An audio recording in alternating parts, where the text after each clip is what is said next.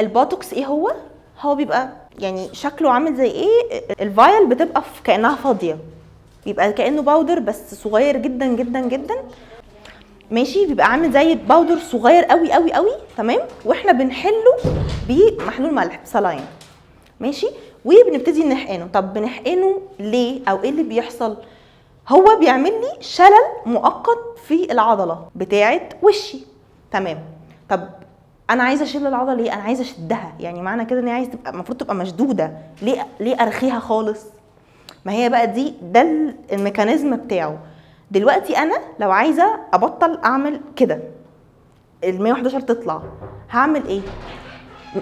هبقى عايزه اشد ده عشان لما اجي اعمل كده مش هعرف، صح؟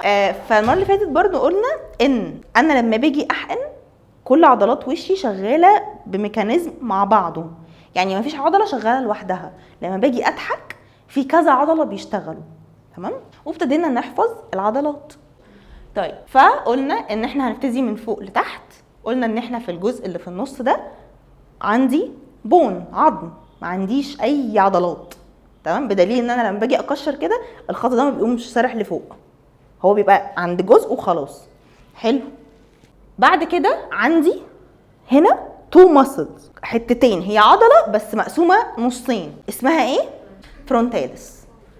طيب بعد كده عندي حواجبي اللي هي اسمها كوريجيتر سوبر سيلي، كوريجيتر يعني حاجه رافعه، كوريجيتر سوبر سيلي.